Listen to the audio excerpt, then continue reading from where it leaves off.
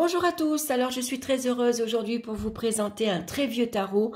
C'est le tarot persan de Madame Indira, avec en collaboration avec Colette Sylvestre, et c'est aux éditions Grancher.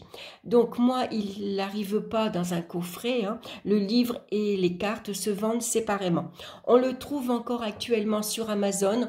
Regardez de temps en temps sur Vinted, vous pouvez encore le trouver à des prix intéressants. Donc on va regarder le livre de suite. Donc il a été créé en 1980 et il y a eu une nouvelle publication dans les années 2000. C'est pour ça qu'on le trouve encore. Alors, les contes des mille et une nuits ont toujours influencé les rêves de Madame Indira. Afin de les matérialiser, elle le crée en 1980, le tarot persan. Constitué de sultans, sultanes, palais, coffres débordant de trésors, ce jeu aux couleurs lumineuses et au symbolisme simple mais explicite est d'un abord facile dès l'instant où on apprend à le regarder. Le jeu se compose de 55 cartes qui apportent à ceux qui l'interrogent des informations précises sur leur avenir. Cet ouvrage a été conçu dans le but de vous faciliter l'interprétation des cartes et des méthodes de tirage. Le lecteur trouvera dans ce livre les réponses à toutes les questions qu'il se pose, tant dans le domaine affectif que matériel. Pratique et facile à consulter, il sera précieux à tous ceux qui veulent connaître le message du tarot persan. Donc, Madame Indira, ici, en photo, pratique la voyance depuis son enfance, personnalités et hommes politiques viennent régulièrement la consulter. Elle séjourne, elle continue à exercer sa profession à Neuilly, près de Paris, et à Cannes. Alors moi, ça fait très longtemps que j'ai ce livre-là, donc je ne sais pas si elle exerce toujours. Colette Sylvestre, spécialiste du tarot dont les nombreux ouvrages sur le sujet font référence, exerce à Paris une activité qui se partage entre les conférences, les entretiens individuels et l'enseignement des arts divinatoires. Colette Sylvestre, elle a écrit énormément de jeux sur le tarot de Marseille, sur le petit Lenormand, le grand Lenormand et sur le Béline également. Alors, on va regarder le livre. Donc, c'est une grandeur A5 à peu près qu'on peut emmener partout. Donc, on a ici la collection d'oracles qu'on peut retrouver aux éditions Grancher. Ici, on a un petit mot de Colette Sylvestre. Ici, entre la foi et l'incrédulité, un souffle. Entre la certitude et le doute, un souffle. Sois joyeux dans ce souffle, présent où tu vis, car la vie elle-même est dans le souffle qui passe. Omar Khayyam, légende persane. Donc, on a une introduction ici sur un petit mot sur la vie de Indira. Donc, elle est née le 19 janvier sous le signe du Capricorne. Elle a été emmenée en Algérie. Indira est élevée par les sœurs et apprend très vite à accepter sa condition en se soumettant aux exigences de la vie sévère en orphelinat. C'est très jeune qu'elle va découvrir qu'elle a des dons de voyance. Donc, je ne vous lis pas tout. Vous aurez la surprise comme ça de le découvrir. Donc, on passe de suite ici au tarot persan. Alors, les contes des mille et une nuits ont toujours influencé les rêves de Madame Indira. Avant de matérialiser son rêve, elle crée le tarot persan en 1980, constitué de sultans, sultanes, vêtus de voiles, palais, coffres, débordant d'or et de pierres précieuses, félins majestueux. Ce jeu aux couleurs lumineuses et au symbolisme simple mais explicite est d'un abord facile dès l'instant que l'on apprend à le regarder. Donc, il n'y a que 55 cartes. C'est pas vraiment un tarot, puisque un tarot, il y a normalement 78 cartes. 22 arcanes majeures, 56 arcanes mineures. Là, on va retrouver 19 cartes dites majeures. Et puis ensuite, on va passer donc à des cartes dites mineures, dont les personnages. Alors là, on va retrouver le roi, la dame, le cavalier. Donc ici, en premier lieu, on va avoir donc le tigre, la panthère noire, le paon, les hirondelles, la roue des poissons, puisque les cartes ont été nommées différemment, bien sûr. Ensuite, on va avoir des figures de symboles comme les flambeaux, l'île, le bateau, la sorcière, la maladie, la mort, la maison ou le palais, la rencontre ou la fidélité, le mariage, la fécondité, la rupture, la main de Fatma, le coffre et le soleil.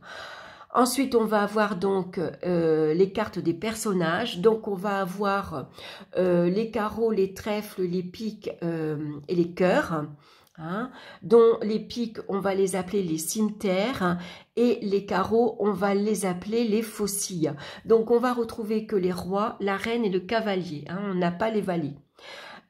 Au niveau, après, on va retrouver les 4 as, bien sûr. Et au niveau des nombres, on va avoir que la carte de 3, de 5, de 6 et de 10. Hein.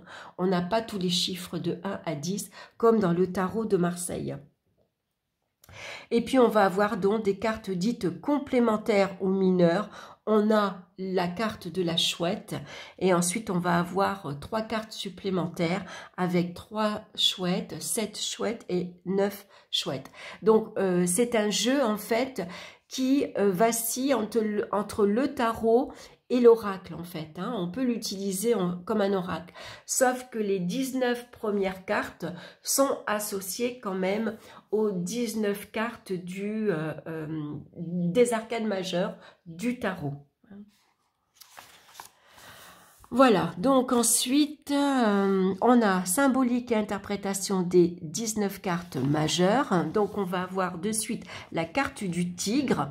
Donc, moi, j'ai marqué la force parce qu'elle correspond à la force. Donc, ici, on a une reproduction de la carte en noir et blanc.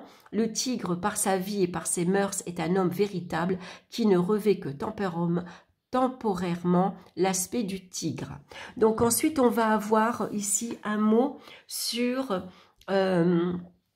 le symbole du tigre. Qu'est-ce que le tigre représente dans les différents, comment dire, dans le bouddhisme par exemple, en Inde, qu'est-ce que ça représente, chez les Aztèques également, voilà, en Chine aussi. Donc ensuite, on va avoir une première interprétation. Cette carte évoque la force, l'énergie, le courage, la puissance, l'héroïsme, la robustesse, la virilité et elle apporte la chance. Donc on va avoir une interprétation au niveau sentimental, au niveau professionnel, au niveau matériel. Ce qui est intéressant à retenir ici, c'est divers. Par exemple, le tigre accorde une excellente vitalité et force physique. Il éloigne les dangers et indique que la chance est présente. Il accorde le succès dans toutes les démarches et entreprises, aussi bien affectives que matérielles que professionnelles. Et il récompense la volonté et les efforts. Hein? Donc, c'est assez succinct à retenir, assez facile finalement. Hein. Et puis ensuite, on a des rencontres. Alors ça, c'est intéressant. Par exemple, si vous avez la carte du tigre et la panthère, toutes les forces vous seront accordées pour vaincre les rivalités qui vous entourent. Si vous avez le tigre et le bateau ou l'île, un voyage vous sera très bénéfique pour retrouver bien-être, santé et combativité. Si vous avez le tigre et le soleil, tous vos projets et entreprises sont couronnés de succès et vous accordent un pouvoir de domination. Le tigre et la roue des poissons, toutes vos démarches professionnelles vous permettront une élévation et un succès certain. Donc ensuite, on va avoir ça pour la panthère. Hein. Donc à chaque fois, on a un petit mot. Ici, c'est Paul Rénal. C'est un grand félin qui peut devenir caressant et familier, mais qui soudain broie et déchire et retrouve parfois un goût terrible pour l'odeur du sang. Donc, que représente la panthère noire, hein, le symbole de la panthère? Donc ça, c'est toujours intéressant à lire. En mythologie également, hein, ce que la panthère, elle représente. Et puis pareil, on va avoir une interprétation dans le domaine ici sentimental, professionnel, matériel, divers. Et puis ici, les rencontres, donc la panthère et le tigre, la panthère et puis la rupture, la main de Fatma, enfin différentes cartes. Hein. Donc ça aide au départ hein, à se familiariser aussi pas mal avec des associations de cartes. Donc pareil pour le pan. Ensuite, on a donc les hirondelles, la même chose, hein, les messagères du printemps. Ensuite, on a la roue de poisson qui correspond à la roue de fortune. Donc, ça ne suit pas vraiment l'ordre comme dans le tarot de Marseille, hein, où il y a un ordre bien défini. Là, ce n'est pas du tout le même. Hein. Il a sa propre structure, en fait. Ensuite, on va passer donc aux cartes ici. On continue. Hein, avec le reste des cartes majeures. Donc là, on a les flambeaux qui correspondent au soleil. Alors, toujours pareil, hein, on a ici que représentent les flambeaux et puis son interprétation au niveau des sentiments professionnels, matériels, divers et les rencontres. Ensuite, on a l'île qui correspond à la carte de tempérance. Ensuite, on a le bateau, le voyage. On a la sorcière, la maladie, la mort, et ainsi de suite pour toutes les cartes. Hein. Donc, ensuite, on va passer aux personnages. Donc là, on va retrouver les rois. Donc là, on a le roi de cœur, le roi de trèfle ou d'écu, et le roi de carreau ou de faucille, et le roi de pique ou de cimeterre, hein, puisque les cartes ont été, comment dire, renommées. Voilà, donc vous voyez, on a un encadré comme ceci. La même chose pour les reines, donc la reine de cœur, la reine de trèfle, la reine de carreau et la reine de pique. Ensuite, on va passer au cavalier, hein, puisque là, on ne retrouve pas les valets. Et ensuite, on va avoir les cartes dites mineures, donc pareil, hein, dans les cœurs, les écus, les faucilles, les cimeterres. Donc, on va avoir les 4 as. Voilà, donc vous voyez, par exemple, si je prends l'as de faucille qui correspond à l'as de carreau, sa présence dans un jeu présage des nouvelles et des informations très proches. Elle peut avoir également un lien avec l'activité en général, l'initiative, les projets actifs. L'as de faucille doit être accompagné d'une autre carte pour donner un complément d'information sur ces nouvelles. Celles-ci seront favorables pour l'argent et le travail avec la roue des poissons, le soleil, le coffre, les flambeaux ou le tigre. Elles seront favorables dans le domaine affectif avec la rencontre, le mariage, la fécondité ou la maison. Elles deviendront défavorables avec la panthère, la sorcière, la rupture, la maladie ou la mort. Et on a ça à peu près pour toutes les cartes. Hein. Donc, je trouve que c'est assez clair. D'ailleurs, si vous connaissez déjà le petit jeu de 32 cartes, vous allez voir qu'il y a des interprétations qui reviennent. Hein. Voilà, donc c'est assez intéressant en fait. Dans ce tarot-là, finalement, qui fait office d'oracle en même temps, on va découvrir à la fois... on va apprendre quelques notions de base avec un jeu de 32 cartes. Et on va retrouver en même temps, et on va apprendre des significations des cartes majeures du tarot. Donc, je trouve que c'est un tarot assez intéressant, surtout si vous débutez. Par exemple, si vous ne connaissez pas le tarot et que vous voulez vous y mettre, vous voulez apprendre, vous pouvez très bien commencer avec ce jeu-ci, parce qu'il est un peu plus facile d'interprétation, je trouve.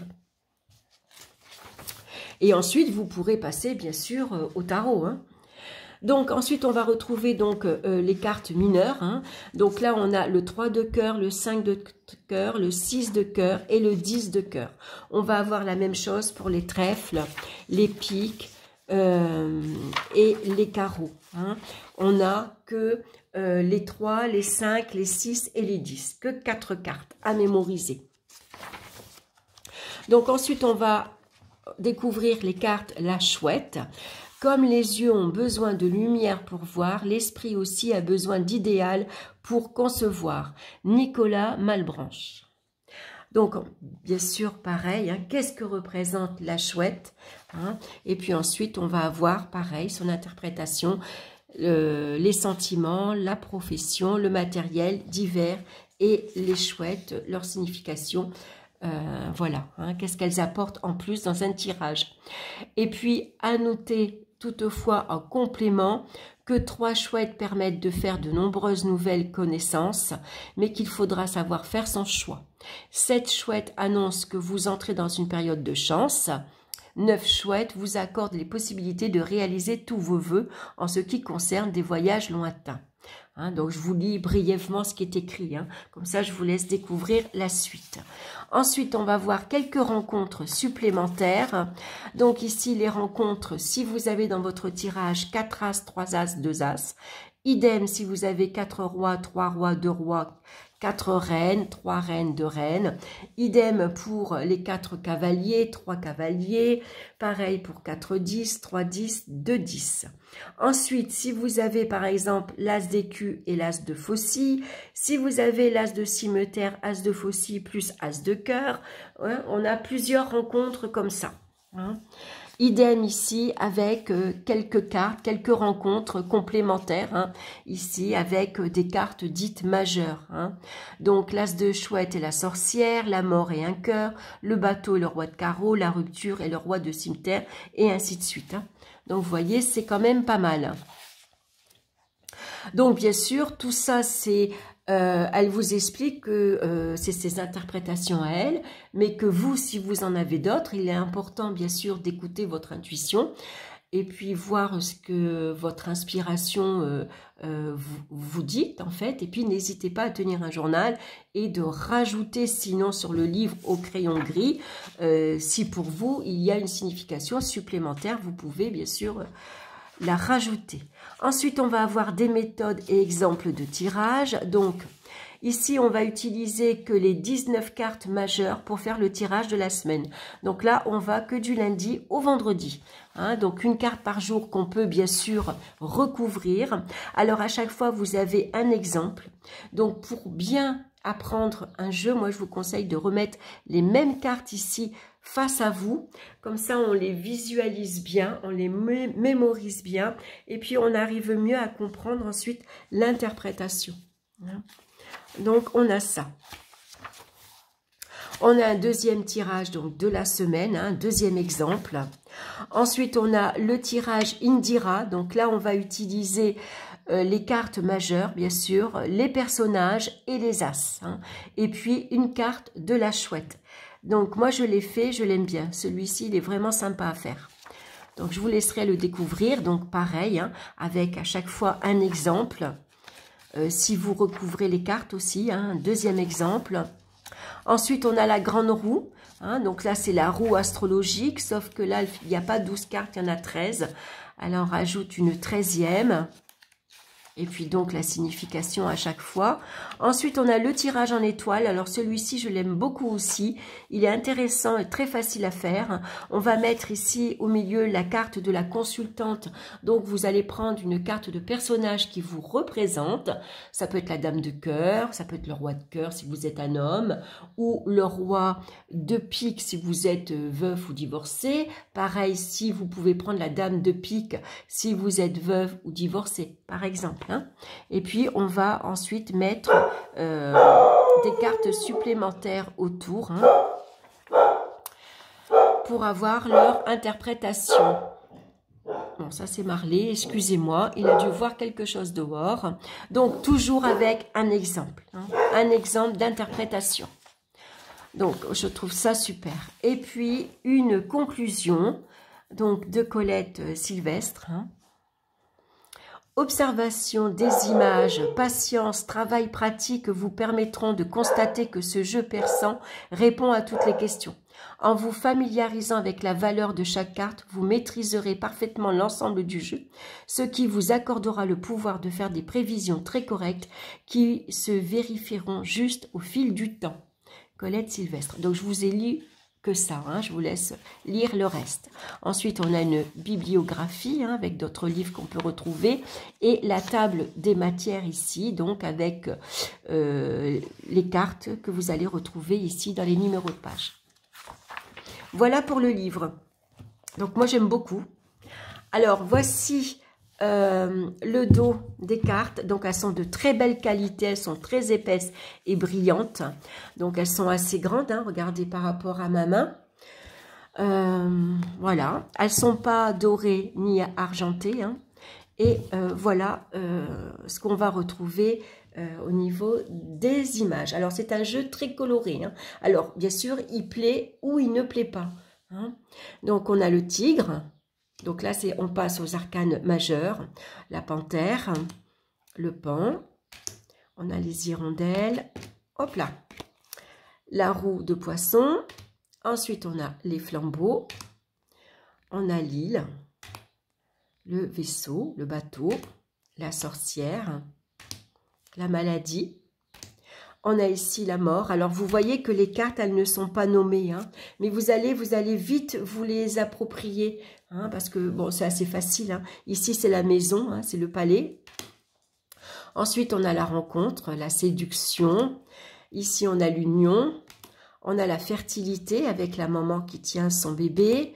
On a la séparation, la rupture. Quand deux couples, ici, un couple se tourne le dos. On a la main de la Fatma. Le coffre avec son trésor, le soleil.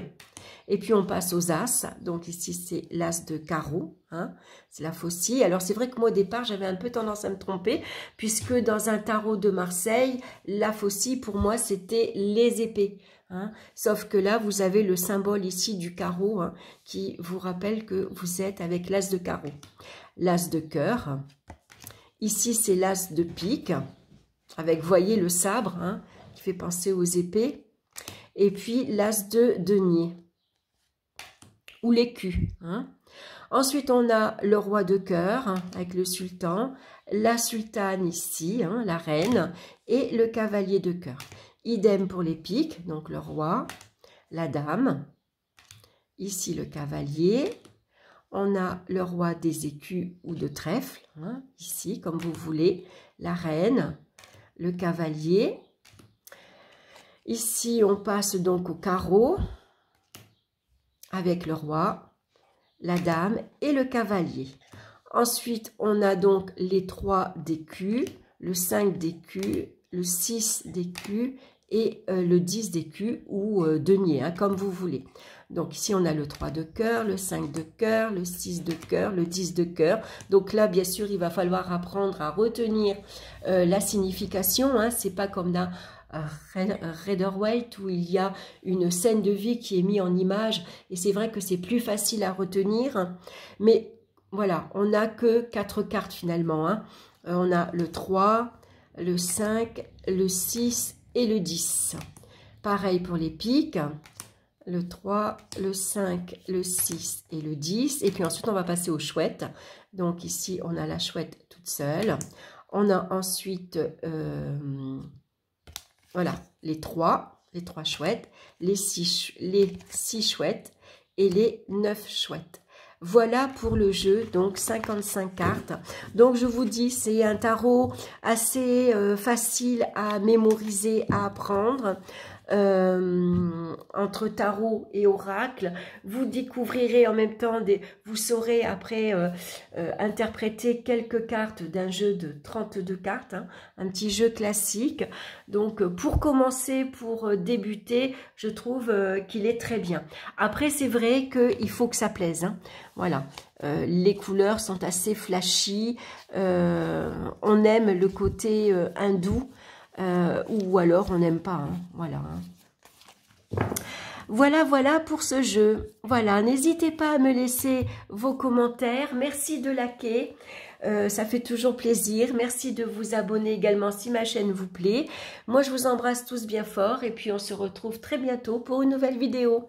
Bye bye.